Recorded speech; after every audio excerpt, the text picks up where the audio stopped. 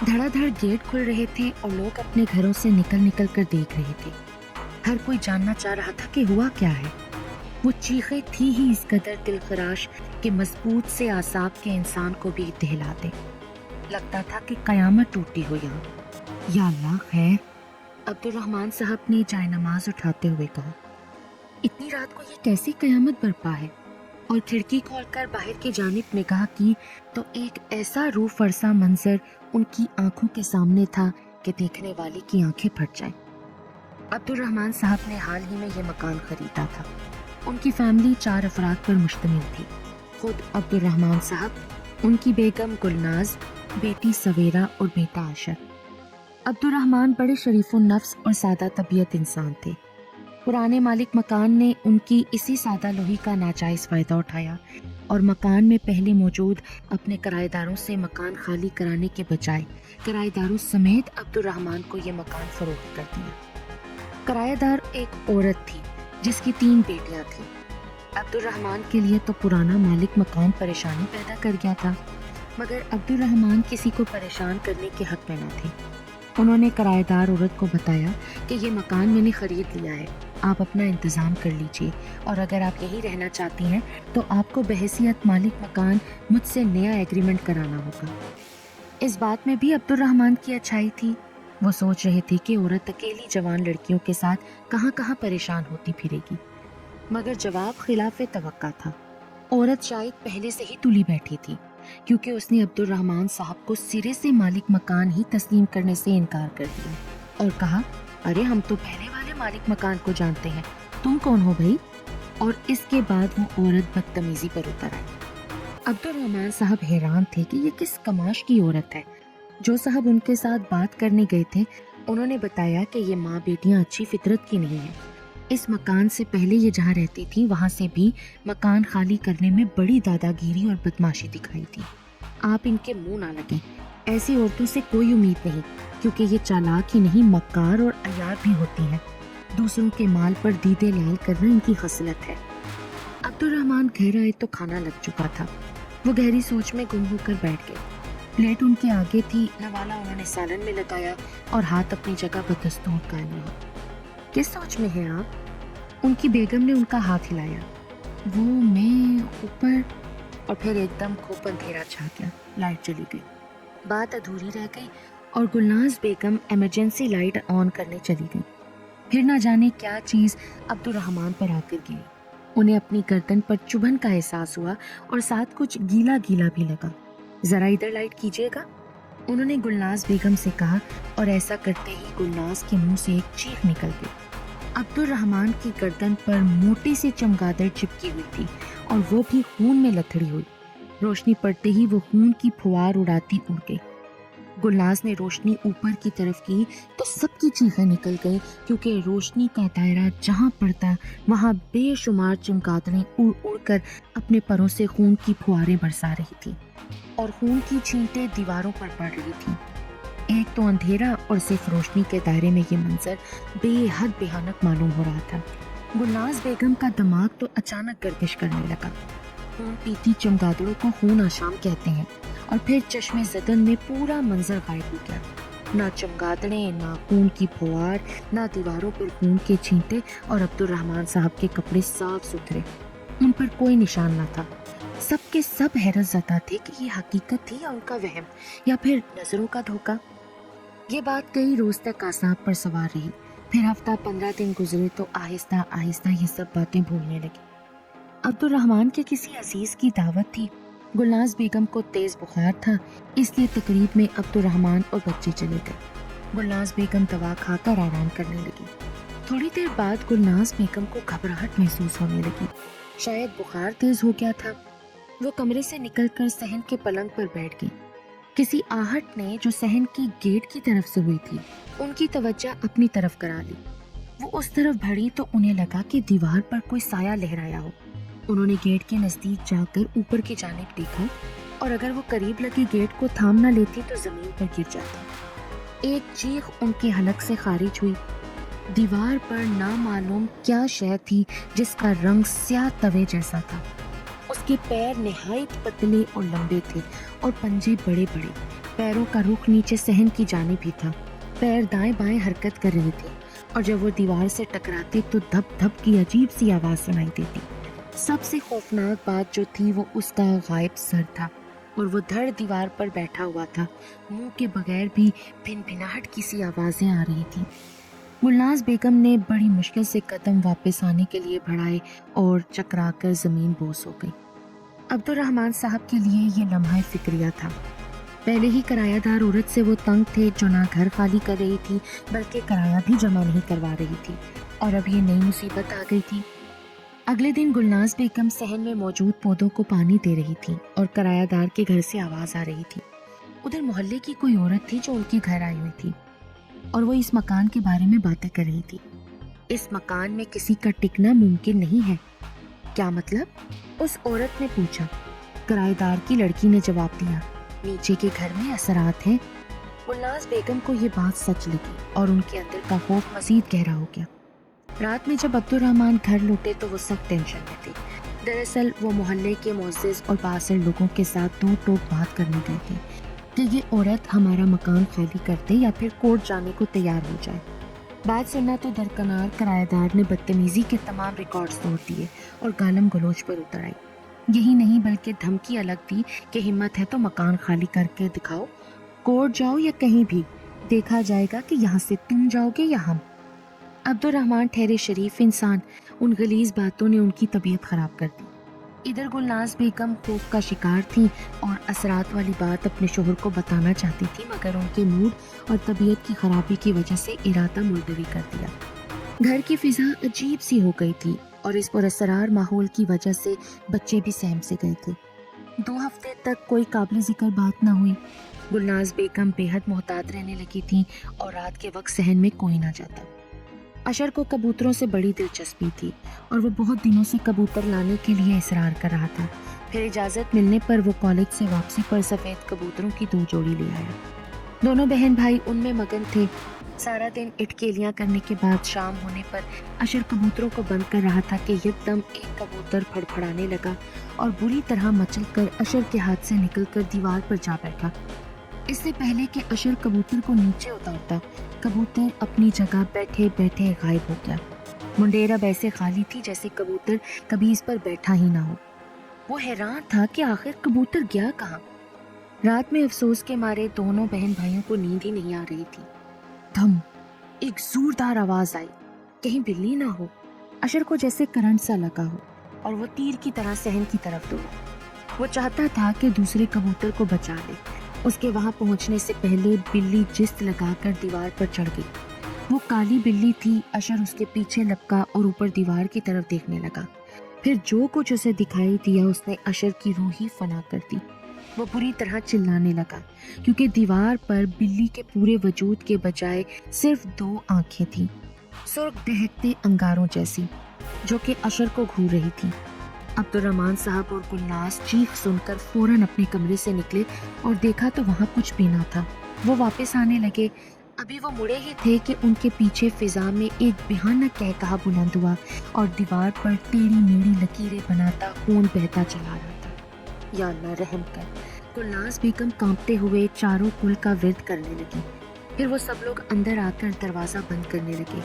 बच्चों को उनके कमरों में भेजकर वो अब्दुर्रहमान साहब से बोली, इस घर में आसिफी असरात हैं और ये असरात जहाँ होते हैं वहाँ ये किसी को रहने नहीं देते और कभी कभी तो जान भी ले लेते हैं।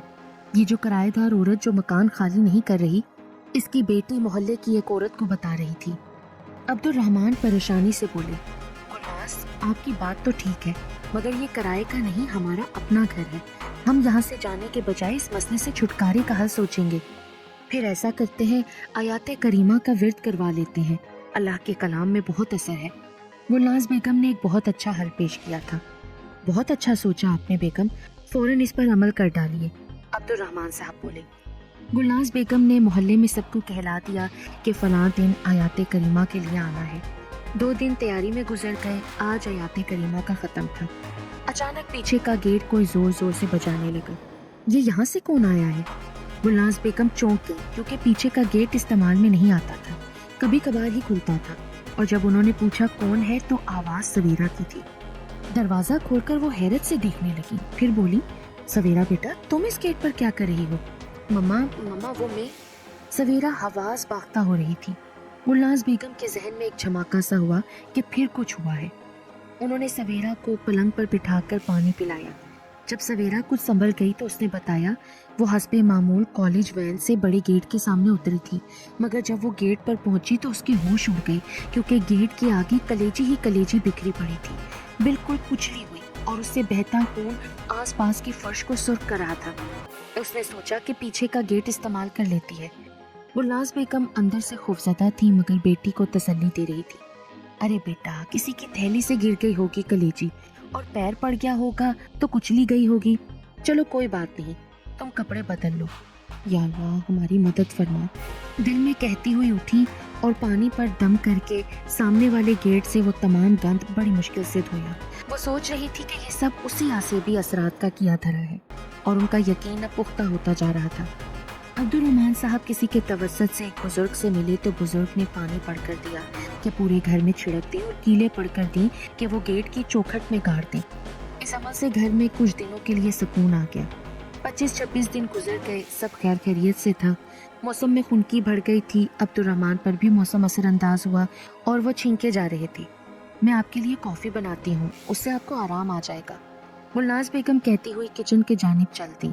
उनकी खुद आदत थी कि वो देर रात चाय पीती थी।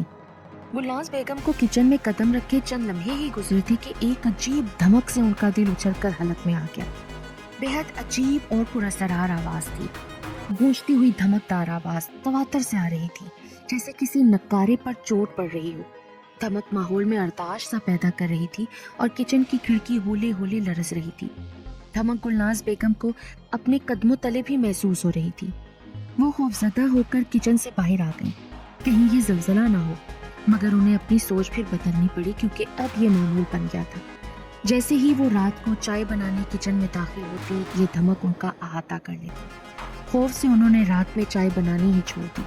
12 बजते ही वो बरामदे में लगे शीशे वाले दरवाजे बंद कर दिया करती थी। कोई अनदेखी कुव्वत थी जो उन्हें ये घर छोड़ने पर मजबूर कर रही थी। कुछ रोज बाद हस्बे मामूल 12 बजते ही गुलनाज बेगम बरामदे के शीशे वाले दरवाजे बंद कर रही थी। अभी वो पलटी ही थी कि एक अजीब आवाज उन्हें सुनाई दी, जैसे कोई बारीक चीज की बौछार हुई हो, मगर उन्हें कुछ नजर नहीं आया। काम वाली मासी रोज धोना धुलाना करती थी, मगर कुछ दिन से रोज सहन मिट्टी से भरा हुआ मिलता, वो भी बारीक सफेद और सुरमई सी मिट्टी। मासी की बात पर गुलनाज बेगम ने खास तवज्जो न दी। एक रोज मासी के ना आने पर वो खुद झाड़ू लगाने लगी, तो फिर उन्हें मासी की बात का अंदाजा हुआ। मिट्टी पूरे सहन में बिखरी हुई थी। जैसे जैसे वो मिट्टी समेट कर एक जगह करती जा रही थी, वहाँ एक ढेर सा बन रहा था और उसके अंदर हरकत हो रही थी।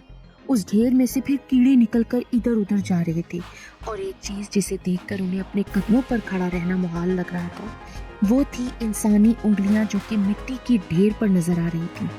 जैसे तैसे वो मिट्टी बाहर फेंक कर अंदर आई। फिर रात में अब्दुल रहमान साहब ने नया इंकशाफ किया कि अभी थोड़ी देर पहले घर आते हुए उन्होंने किराएदार औरत को दरख्त की जड़ में दोनों हाथों में भुरभुरी मिट्टी जैसी चीज डालते हुए देखा है। मिट्टी के जिक्र पर एक और खौफनाक इंकशाफ हुआ। अशर ने बताया कि मेरे दोस्त के घर जाने वाले रास्ते में एक बोर्ड लगा हुआ है, वो किसी सफली अमल के माहिर का ठिकाना है। मुझे शदीद हैरत का सामना करना पड़ा, क्योंकि हमारे घर में रहने वाली किराएदार औरत उस सफली अमल करने वाले के ठिकाने पर गई थी और बहुत देर बाद बाहर आई। मुझे लगा कोई खास बात जरूर है। मैंने फैसला किया कि मुझे इसका पीछा करना चाहिए, और फिर मैं वहां से रक्शे में बैठकर उसके पीछे गया। उसने रक्षा जहाँ रुकवाया, मामा आप जानती हैं वो क्या जगह थी? वो शमशान घाट था, जहाँ हिंदू अपने मुर्दे जलाते हैं, और ये मिट्टी शमशान घाट की मिट्टी है। मिट्टी का राज अफशा हो रहा था, लेकिन इतना खौफनाक। ये मामूली मिट्टी अपने अंदर जाने कैसी कैसी खौफनाक तबाहियां समेट कर लाई है। इससे पहले कि घर में कुछ बहुत बुरा हो जाए, आप किसी अल्लाह वाले से इस नहुसत का तोड़ करवाइए। गुलनाज बेगम ने मुस्तरिब होते हुए अब्दुल रहमान साहब को ताकीद की। बड़े जोखम के बाद अब्दुल रहमान बड़े पहुंचे हुए अल्लाह वालों तक रसाई हासिल करने में कामयाब हो गए। अब्दुल रहमान साहब के घर के पास आते वो बुजुर्ग ठिठक कर दरख्त के करीब रुक गए। फिर अब्दुल रहमान के गेट की तरफ से आंखें बंद करके बुजुर्ग ने दरख्त के गेट चक्कर लगाया। بزرگ کے ہونٹ مسلسل حرکت کر رہے تھے. پھر انہوں نے اپنی آنکھیں درخت کی جانب کر کے کھولی. اس درخت سے بچ کر رہنا. یہ درخت بھی جھپیٹے میں آ چکا ہے. جو کرنا اللہ کے کلام کو پڑھ کر کرنا. ذہن میں رکھنا، بھولنا نہیں. بزرگ نے دوبارہ تاکید سے کہا. عبد الرحمن نے تمام واقعات تفصیل سے بیان کیے اور مٹی کے بارے میں بھی بتایا. یہ گندے عمل ہوتے ہیں جو اس مٹی سے کیے گئے ہیں اور غلط کاموں کے لیے ہی کیے جاتے ہیں. پھر بزرگ نے اپنی جیب سے ایک سفید کاغذ نکال کر اس پر سرخ رنگ سے نقش بنایا اور عبد الرحمن سے کہا، اس کاغذ پر درخت میں سے ذرا سی مٹی اٹھا لاؤ، مگر دھیان رکھنا تمہارا ہاتھ مٹی کو نہ لگے، بس کاغذ کی مدد سے اٹھا لینا. پھر درخت سے لائی مٹی اور صحن کی مٹی کو الگ الگ رکھ کر بزرگ نے پانی پر کچھ پڑھا اور پھر اس پانی کی ایک ایک بوند دونوں مٹیوں پر ٹپکا دی. چند ہی لمحے گزرے کہ دونوں مٹی کا رنگ سرخ ہو گیا، بالکل خون کی مانند، اور پھر وہ مٹی راکھ میں تبدیل ہو گئی. گلناز بیگم تو کانپ کر رہ گئی. پھر عبد الرحمن نے پوچھا، اس مٹی کو کس مقصد کے لیے لایا گیا ہے؟ بزرگ بولے، یہ شمشان گھاٹ سے لائی گئی مٹی ہے اور اس چتا سے لائی گئی ہے جسے وہاں جلایا گیا تھا. یہ تمہیں تمہارے گھر سے باہر کرنے کے لیے لائی گئی تھی، ساتھ تمہاری جان کے لیے بھی خطرہ بن سکتی ہے. خیر، تم اللہ پاک پر بھروسہ رکھو اور جو وظیفہ میں بتاؤں جیسے ہی مٹی آئے اسے سمیٹ کر وہ پڑھنا اور اس مٹی پر پھونک کر اسے درخت میں ڈالانا. جو بھی یہ گندا عمل کر رہا ہے انشاءاللہ کامیاب نہ ہو سکے گا اور یہ گندا عمل اسی پر الٹا ہو جائے گا. سب کچھ سمجھا کر بزرگ نے دونوں میاں بیوی کو وظیفہ پڑھنے کا بتایا اور چلی گئی.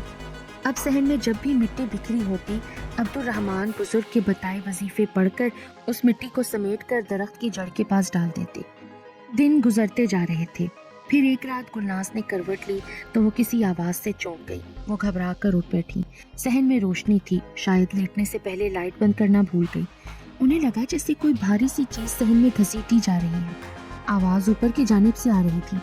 وہ باہر آئیں تو برآمدے کے شیشے والے دروازے پر کوئی پرچھائی اوپر سے نیچے آتی نظر آئی، اور جب وہ سامنے آئی تو ان کے ہوش اڑ گئے اور زبان گنگ ہو گئی. وہ وہاں سے ہٹ بھی نہیں پا رہی تھی. ان کے قدم کوف سے زمین میں گڑ گئے اور پھر وہ دھڑام سے فرش پر گری.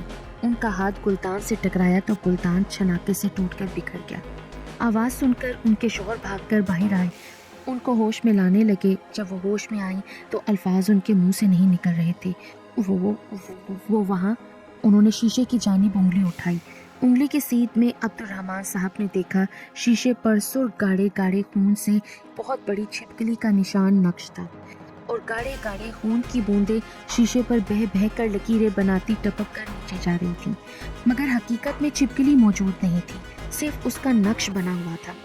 گلناز جو کہ حقیقت میں ایک معمولی چھپکلی کے بچے سے بھی ڈر جاتی تھی، یہاں اژدہے جیسی بڑی چھپکلی نے تو ان کے اوسان خطا کر دیے تھے.